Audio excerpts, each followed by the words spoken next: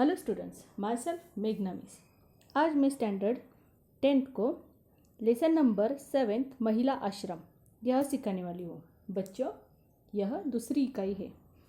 इसके लेखक हैं काका कालेलकर। इनका जन्म 1850 को सातारा महाराष्ट्र में हुआ था। इनकी मृत्यु 1981 में नई दिल्ली में हुई थी। काका कालेलकर, उनका नाम था दत्तात्रेय बालकृष्णन कालेलकर, जिन्होंने हिंदी, गुजराती, मराठी और अंग्रेजी भाषा में समान रूप से लेखन कार्य किया। राष्ट्रभाषा के प्रचार को राष्ट्रीय कार्यक्रम मानने वाले काका कालेलकर उच्च कोटि के वैचारिक निबंधकार हैं। विभिन्न विषयों की तर्कपूर्ण व्याख्या, आपकी लेखन कौशल्य के विशेष गुण इनमें थे। इन्होंने हिंदी राष्ट्रीय शिक्षा के आदर्शों का विकास, जीवन संस्कृति की बुनियाद, नक्षत्रमाला, स्मरण यात्रा, धर्मात्रय, आत्मचरित्र आदि लिखे हैं। काका कालेलकर जी ने महिला आश्रम की स्थापना, उसकी व्यवस्था, वातावरण, नियम आदि के बारे में विस्तृत निर्देश दिए हैं। इस पत्र द्वारा महिला संबंधी आपके विचार, प्रकृति, प्रेम, सामाजिक लगाव का पता चलता है। बच्चों, आपको तो पता है आश्रम बहुत प्रकार के रहते हैं। महिला आश्रम, वृद्ध आश्रम, बच्चों का आश्रम रहता है, बाल आश्रम, जिन्हें किसी का सहारा नहीं होता है वह आश्रम में आते हैं, या फिर कोई उनको छोड़ देता है, घर वाले उनको छोड़ देते हैं, तब वे कहते हैं आश्रम में। आश्रम में खुद की व्यवस्था खुद को करनी पड़ती है। यही काका कालेलकर इन्होंने बताया है। इन्होंने अपनी जो पुत्री है सरोज को पत्र लिखा है, और उस पत्र के द्वारा उन्होंने आश्रम के बारे में बताया है। देखते हैं लेसन। जिस आश्रम की कल्पना की है उसके बारे में मैं कुछ ज़्यादा लिखूँ तो बहन को सोचने में मदद होगी। आश्रम यानी होम, घर, उसकी व्यवस्था में या संचालन में किसी पुरुष का संबंध न हो। उस आश्रम का विज्ञापन अखबार में नहीं दिया जाए।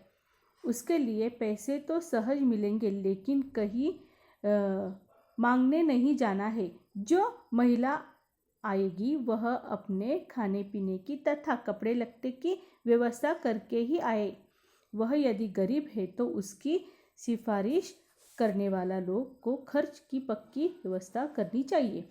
पूरी पहचान और परिचय के बिना किसी को दाखिल नहीं करना चाहिए। दाखिल हुए कोई भी महिला जब चाहे तब आश्रम छोड़ सकती है। आश्रम को ठीक न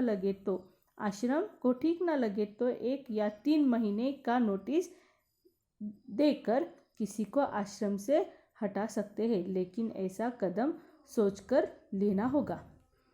अब इसमें आश्रम के नियम, रूल्स एंड रेगुलेशन के बारे में काका कालेलकर जी ने अपनी बेटी जो सरोज है उसको लिखा है कि आश्रम की व्यवस्था किस तरह से होनी चाहिए। यहाँ पे ये उन्होंने लिखा है। आश्रम में जो भी महिला आएगी उसकी व्यवस्था, जो लोग उनको छोड़ने आने वाले हैं या फिर वहाँ पे उसकी व्यवस्था होने वाली है तो उन लोगों ने करनी चाहिए। आश्रम में साफ स्वच्छता चाहिए, उसके कपड़े लगते, उसकी व्यवस्था उसने खुद करनी चाहिए। आश्रम की जो विज्ञापन यानी पत्र, पेपर में, न्यूज़पेपर में उसका विज्ञापन नहीं देना है। ऐसा लगेगा कि जैसे हम क्या कर रहे हैं, पैसे मांग रहे हैं। पैसे तो ज़रूर आए, बहुत सारे आएंगे, लेकिन हमको आश्रम के एडवर्टाइज नहीं करनी है। हमें आश्रम चलाना है जो हमें महिलाओं के लिए खोलना है। ऐसे उन्होंने, और इसमें उन्होंने कुछ रूल और रेगुलेशन का भी यहाँ पे उन्होंने मेंशन किया है। आश्रम किसी एक धर्म से चिपका नहीं होगा, सभी धर्म आश्रम को मान्य होंगे। अतः सामान्य सदाचारी, भक्ति तथा सेवा का ही वातावरण रहेगा। आश्रम में स्वावलंबन हो, सके उतना ही रखना चाहिए। सादगी का आग्रह होना चाहिए। आरंभ में पढ़ाई या उद्योग की व्यवस्था भले ही न हो सके, लेकिन आगे चलकर उपयोगी उद्योग सिखाए जाए, पढ़ाई भी आसान हो। आश्रम शिक्षा संस्थान नहीं होगी, लेकिन कलह और कुढ़न से मुक्त स्वतंत्र वातावरण जहाँ हो, ऐसा मानवतापूर्ण आश्रम स्थान होगा, जहाँ परेशान महिलाएं बेघट के अपने खर्च से रह सके, यानी वो अपने खुद के पैरों पे खड़ा हो सके और अपने जीवन का सदुपयोग पवित्र सेवा में कर सके। ऐसा आसान आदर्श रखा हो और व्यवस्था पर समिति का झंझट न हो, तो बहन सुंदर तरीके से चला सके। ऐसा एक बड़ा काम होगा। उनके ऊपर ऐसा बोझ नहीं आएगा जिससे कि उन्हें परेशानी हो। अभी देखो यहाँ पे क्या बोला है कि आश्रम किस तरह से होना चाहिए। आश्रम का वातावरण एक भक्तिमय रूप से होना चाहिए। आश्रम में जो भी आएगा वो स्वावलंबी, यानी यहाँ पे जो भी रहने के लिए आएगी, जो भी महिला होगी, वो क्या है, खुद के पैर पे खड़ी होनी चाहिए। इस तरह का वातावरण हमारे आश्रम में होना चाहिए। प्रारंभ में यानी स्टार्टिंग में वहाँ पे उद्योग धंधे व्यवस्था नहीं होगी, लेकिन धीरे धीरे उसका भी हम क्या करेंगे, स्टार्ट करेंगे, शुरुआत करेंगे। पढ़ाई का वातावरण होगा, यानी उनको क्या करने वाले हो, पढ़ाई भी देने वाले हैं। आश्रम में शिक्षा संस्थान नहीं होगी, लेकिन कलह और कुढ़ल से मुक्त होगी, यानी वहाँ पे किसी भी तरह की खींचातान चिक नहीं होगी। बेघट के यानी बिना किसी संकोच के सब क्या वातावरण जो रहेगा वो प्रसन्न वहाँ पे रहेगा, आदर्श रहेगा। यानी हमारा जो आश्रम रहेगा वो एक आदर्श आश्रम हमें यहाँ पे बनाना है, ऐसा काका कलेलकर का मानना था। संस्था चलाने का भार तो आने वाली बहनें ही उठा सकेंगी, क्योंकि उनमें कई तो कुशल होंगी। यानी वहाँ पे जो संस्था चलाने वाले हैं, अभी यहाँ पे काका कलेलकर सिर्फ बोल रहे हैं कि आश्रम किस तरह से है। वहाँ पे आदमी यानी जेंट्स तो नहीं रहेंगे, लेकिन यहाँ पे कुछ महिला जो आने वाली है, जो वहाँ पे रुकेंगी भी, आश्रम भी वो क्या करेंगी, चलाने वाली है। बहन उनको संगीत की, भक्ति की तथा प्रेमयुक्त सलाह की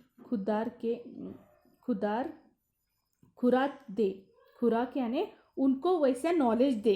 आगे चलकर संस्था की ज़मीन पर छोटे छोटे मकान बनाए जाएंगे। आगे चल के वहाँ पे क्या होगा, डेवलप हो जाएगा। यानी जिस तरह धीरे धीरे जो आश्रम है वो जैसे जैसे बड़ा होता जाएगा, वैसे वैसे वहाँ पे छोटे छोटे क्या है, मकान भी बनाएंगे, यानी घर भी बनाएंगे। आश्रम एक क्या है, वो वहाँ के महिलाओं के लिए एक घर स्वरूप रहेगा, यानी वो उनका खुद का घर रहेगा, और उसी तरह से वो उसको भी आश्रम को चलाएगी और संभालेगी। उसमें संस्था के नियम के अधीन रहकर आने वाली महिलाएं 2-2, 4-4 का परिवार चलाएंगी। यानी वो क्या करेंगी, जो भी महिला बाहर से आएगी खुद की व्यवस्था तो वो करेगी, उसी के साथ वो आश्रम का भी भार अपने कंधों पे लेके वो आश्रम को धीरे धीरे चलाएगी और एक परिवार बन के वहाँ पे रहेगी।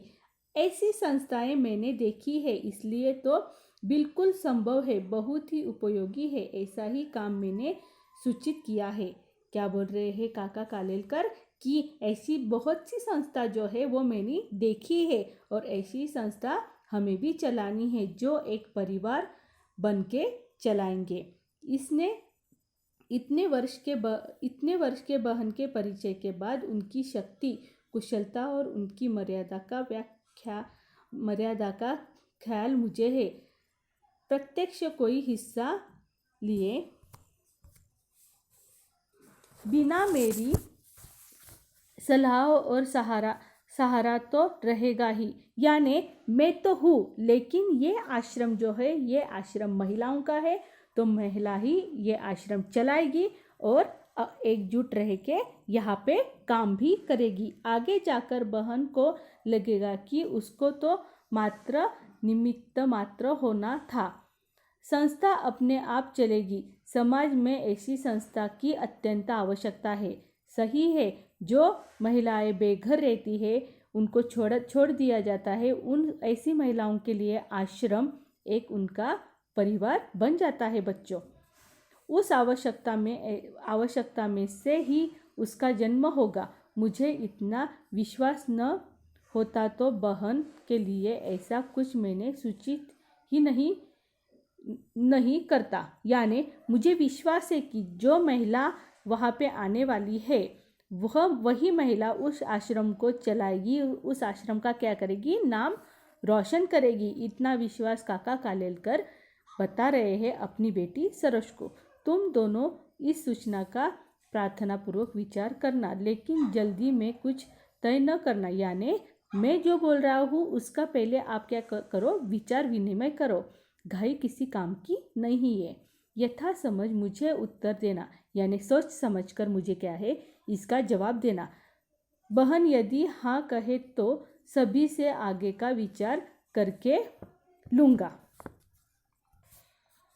यहाँ सर्दी अच्छी है, यानी सर्दी का मौसम बहुत है यहाँ पे। फूलों में गुलदाउदी क्रिजेंथीमम फूल बाहर में है, यानी यहाँ पे फूलों के ये क्या है, नाम है। उनकी कलियाँ महीनों तक खुलती ही नहीं है, मानो भारी रहस्य की बात पेट में भरी दी हो और ओठों को सीख कर बैठ गई हो। यानी वहाँ का उन्होंने क्या किया है, वातावरण का उन्होंने वर्णन किया है कि यहाँ पे जो फूल है वो क्या है, 2-3 महीने, बहुत सारे महीने जो है वो क्या है, उनकी जो कलियाँ है वो खिली नहीं हो। ऐसा लगता है जैसे उनके होठ जो है वो सिले हो और वो चुप बैठी हो। जब खिलती है तब भी एक एक पंखुड़ी करके खिलती है, यानी एक एक ही पंखुड़ी जो होती है वो खिलती है उनकी। वे टिकते हैं बहुत, यानी बहुत दिन वो वैसे ही रहते हैं। गुलाब भी खिलते हैं, खिलने लगे हैं। कोसमोस के दिन गए, उन्होंने बहुत आनंद दिया।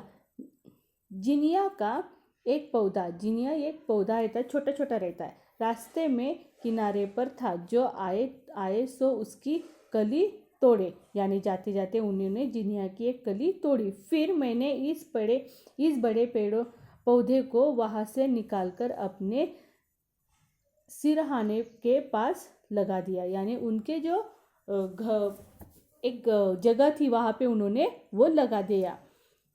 फिर इनसे इतने सुंदर फूल दिए, यानी उन्होंने वो जो पौधा लगाया था उन्होंने इतने सुंदर फूल दिए कि उसकी आंखों मानो उत्कंठा से बोलती है, यानी वो इतनी अच्छी दिखती है कि वो अभी बोल पड़ेंगे ऐसे लगता है। 1 महीने फूल देकर अंत में वह सूख जाते हैं। परसों ही मैंने उसे विदा दी, यानी वो क्या हो गया था, वो पौधा सूख गया था। 2-3 महीने वो फूल देते हैं और फिर बाद में वो क्या करते हैं, सूख जाते हैं। यहाँ पे ये पत्र समाप्त होता है। काका का दोनों को सप्रेम शुभाषित। वो पत्र कब लिखते हैं, 21/12/44। यानी अब उसके बाद कुछ दिनों के बाद फिर से, प्रिय सरोज, तुम्हारा 16 से 18 तक लिखा हुआ पत्र आज अभी मिला। यानी उनको सरोज ने उनको जवाब दिया, वो पत्र मिला। इस महीने में मैंने इस तारीख को पत्र लिखे हैं। तारीख 1, 9, 15 और 14 आज लिख रहा हूँ। यानी जब वो पत्र लिख रहे हैं उसकी उन्होंने यहाँ पे डेट दी है और वो अभी आज लिख रहे हैं। अब तुमको हर सप्ताह में लिखूंगा कि तुम्हारी तबीयत कमज़ोर है, तब तक चिरंजीवी रहना। सरोज जो है उसकी तबीयत क्या है, बीमार है, वो कमज़ोर है। तो काका जी बोल रहे हैं कि मैं तुम्हें हर सप्ताह पत्र लिखूंगा, मुझे हर सप्ताह एक पत्र मिलना ही चाहिए। सरोज को बोलते हैं कि मुझे हर एक सप्ताह तुम्हारा पत्र मुझे मिलना ही चाहिए। पूज्य बापूजी चाहते हैं तो हिंदू मुस्लिम एकता के लिए मुझे अपनी सारी शक्ति उर्दू सीखने के पीछे खर्च करनी चाहिए। ऐसे बापूजी चाहते कि उर्दू सीखना चाहिए। तुमको मैंने एक संदेश भेजा था कि तुम उर्दू लिखना सीखो। क्या बोले थे कि सरोज तुम उर्दू लिखना सीखो, लेकिन अब तो मेरी एक ही संदेश है कि पूरा आराम लेकर पूरी तरह ठीक हो जाओ। सरोज को बोल रहे हैं कि तुम अब क्या करो, पहले पूरा आराम लो और अच्छे से ठीक हो जाओ। तारों के नक्शे बनाने के लिए कंपास बॉक्स की मंगा कर रखा था, कंपास बॉक्स मंगा कर रखा था, लेकिन अब तक कुछ हो नहीं पाया है, यानी अभी भी इस पे काम तुमने नहीं किया है। मैंने अपने फूल के गमले अपने पास से निकाल दिए हैं, वहाँ उन्होंने सजा कर रखे थे, वो भी उन्होंने क्या किया है, निकाल दिया है। सादे क्रोटन को ही रहने दिया है, यानी वो क्रोटन जो ये है पौधा, उन्होंने सिर्फ कर्टन यानी पर्दे जो है वही उन्होंने वहाँ पे लगा कर रखे हैं। सबको काका का सप्रेम शुभाशिप। काका कालेलकर ग्रंथालय से ये जो लेसन था। यहाँ पे बच्चों महिला आश्रम के बारे में काका कालेलकर ने अपनी बेटी सरोज को पत्र लिखा था, किस तरह से आश्रम की व्यवस्था होनी चाहिए, किस तरह से वहाँ पे महिला काम करेंगे और किस तरह से हमें आश्रम का नाम बढ़ाना है, क्या करना है। समझ में आ गया लेसन? Okay, bye bye.